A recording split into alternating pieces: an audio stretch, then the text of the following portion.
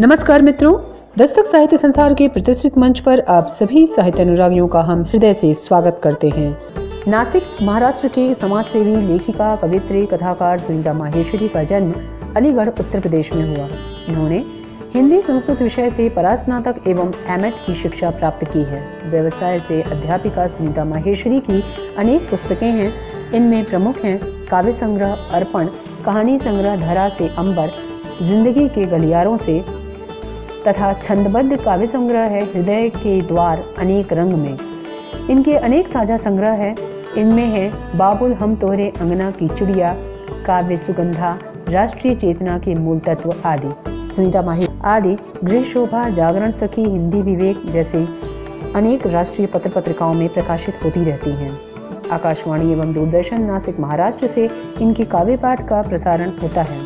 सुनीता माहेश्वरी को अनेक पुरस्कार एवं सम्मान मिले हैं। इनमें प्रमुख हैं साहित्यकार सम्मान, छंद साधक सम्मान, विद्योत्मा साहित्य सारथी सम्मान, श्री वासुदेव प्रसाद खरे स्मृति सम्मान आदि।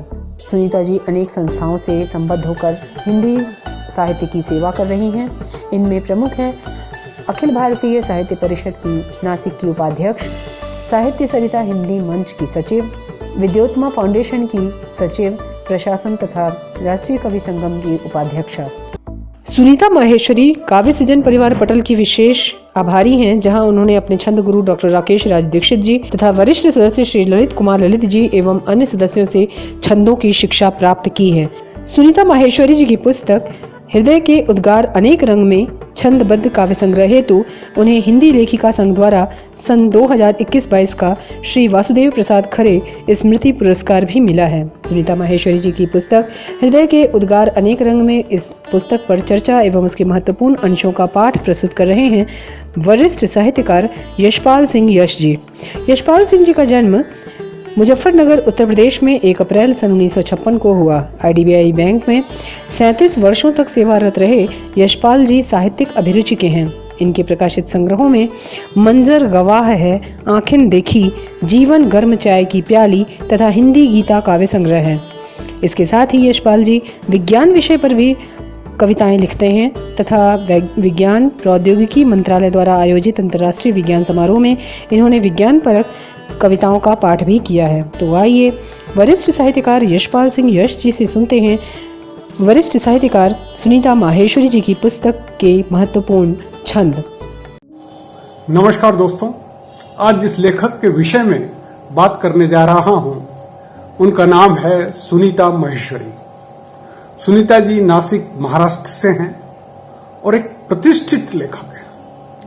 हाल ही में उनकी 2 पुस्तकें आई जो उन्हें पढ़ने का अवसर मिला। जिंदगी के गलियारों से, जो उनका कहानी संग्रह है, और दूसरी है हृदय के उद्गार, जो उनका काव्य संग्रह है। आज बात करेंगे काव्य संग्रह की। इस संग्रह की सबसे बेहतरीन, सबसे खूबसूरत बात यह है कि यह खूबसूरत छंदों से लैस है। 1, 2, 4 तरह के छंद नहीं, लगभग 40-42 तरह की छंद विधाओं में सुनीता माहेश्वरी जी ने लिखा है। मैं तो इस पुस्तक को छंदों की पाठशाला कहता हूं। आज के दौर में जब एतुकांत कविताओं का अच्छा खासा चलन है, ऐसे में छंदों को इतनी शिद्दत से साधना बहुत प्रशंसनीय कहा जाएगा। छंद के साथ साथ सुनीता जी हर उस विषय को टच करती हैं जो समाज के लिए, देश के लिए महत्वपूर्ण है, और इसी से पता लगता है कि वे उस पीढ़ी की कवि हैं जो परंपराओं को, विशेष रूप से समाज की, साहित्य की, देश की अच्छी परंपराओं को आगे बढ़ाना चाहती हैं। यही चिंतन उनकी कहानियों में भी है और यही चिंतन उनकी कविताओं में भी दिखाई देता है।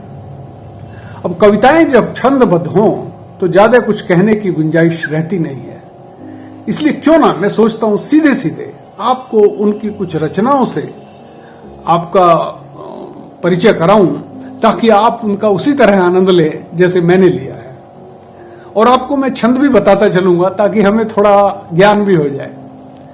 तो छंद की बात करें तो सबसे पहले देखिए हरिगीति का छंद।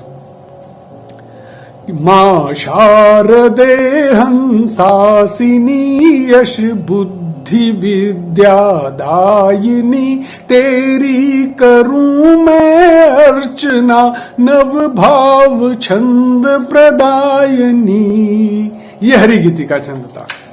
अब अगले छंद पर आपको लेकर चलता हूं, और ये भी बहुत खूबसूरत छंद है। गीति का छंद गीत है। स्वर्ग सी पावन निराली माँ हमारी भारती, सूर्य की नव रश्मियां भी नित उतारे आरती, चहचहाते विहग अनगिन नित्य करते वंदना, नित पखारे चरण अर्णव उर्मि करती अर्चना। और ये एक बहुत प्यारा छंद है, देखिए पंचचामर छंद, काफी पॉपुलर है, इसकी भी देखिए। और इसको तो हमने शायद अपनी कुछ शुरू की किताबों में जो स्कूल में थे उस तरह का पढ़ा भी होगा, लेकिन छंद का नाम हम नहीं जानते थे। कि उठो युवा स्वदेश के बनो सपूत भारती, स्वदेश भक्ति से भरो करो स्वदेश आरती, रुको नहीं बढ़े चलो स्वदेश के प्रवाह में, सजा स्वकर्म भूमि को विकास की सुचाह में, बढ़े स्वदेश सभ्यता रखो स्वदेश स्वच्छता, न आपसी विवाद हो बढ़े सदा मनुष्यता। और ये पीयूष छंद देखिए, पीयूष छंद भी बहुत प्यारा छंद है।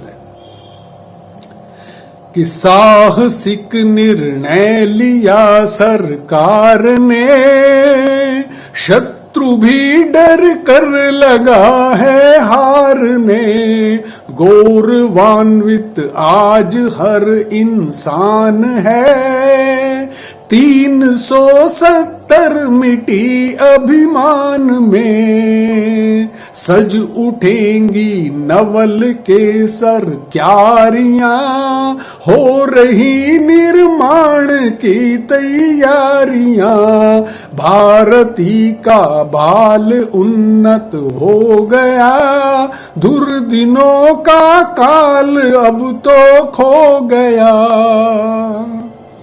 तो ये एक और छंद था। और एक छंद हम अपने बचपन में गांव में देखा करते थे, सुनते थे, आल्हा पढ़ा करते थे हमारे गांव में। आल्हा में मुझे छंद देखकर बड़ा मजा आया, क्योंकि इससे बचपन की याद ताजा हो गई। तो मैं आपके सामने रखता हूं, आप भी आनंद लीजिए।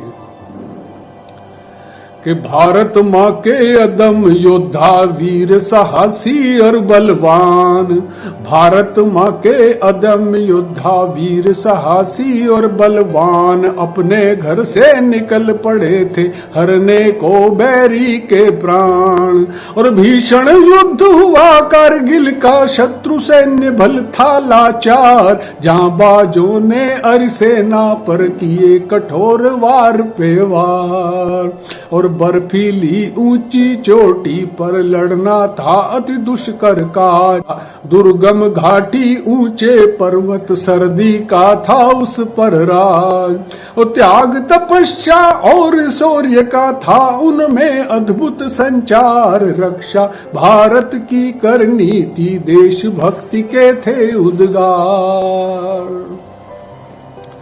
और एक ये सनई छंद गीत देखिए, नारी के ऊपर लिखा है उन्होंने। निज सपनों के तुम पंख धरो, जग में उड़ान तुम भर लोगी, दृढ़ निश्चय कर लो मन में सखी, तुम जीत सदा ही वर लोगी, जीवन की आपाधापी में मत त्यागो तुम निज सपनों को, जिम्मेदारी पूरी कर लो तुम, प्रेम करो सब अपनों को, पर वक्त सदा खुद को भी दो, रस जीवन में तुम भर लोगी, निज सपनों के तुम पंख धरो, जग में ऊंची जग में उड़ान तुम भर लोगी। और अंत में एक विधाता छंद में आपके सामने रखता हूं, जो बेटियों के ऊपर कहा है उन्होंने। सदा महके सदा चहके सदा गुलजार हो बेटी, सदा पढ़ती रहें लिखती रहें ना भार हो बेटी, जमाने की नजर काली कभी खाए न बेटी को, दिलों का मान है बेटी गले का हार है बेटी। और यूं तो छंद बहुत है इसमें, लेकिन अब जाते जाते जो बहुत पॉपुलर छंद है, जो मेरा पसंदीदा छंद है, दोहा छंद, उसमें भी एक दो दोहे आपके सामने रखकर अपनी बात को समाप्त करता हूं। दुख की काली रात में मानव तू मत खींच, दुख की काली रात में मानव तू मत खींच, धरती पर नैराश्य की वो आशा के बीच। तो जैसा आपने देखा होगा कि सुनीता जी की कविताओं के जो विषय हैं वो इतने समाज की आवश्यकताओं के अनुरूप हैं कि उनको पढ़ना अपने आप में एक प्रेरणा लेने जैसा है। तो मैं तो बहुत ही ज्यादा प्रभावित हूं उनके इस संकलन से, और मैं तो इसको बल्कि एक गाइड के रूप में इस्तेमाल करता हूं, क्योंकि मैं तो बहुत छंदों को जानता नहीं हूं। तो आपसे भी जो लोग आप सुन रहे हैं, मैं चाहूंगा कि इस पुस्तक को पढ़ें और छंदों का लाभ लें, आनंद लें, और चाहें तो सीखें। सुनीता जी, आपको बहुत बहुत शुभकामनाएं और बहुत बहुत बधाई।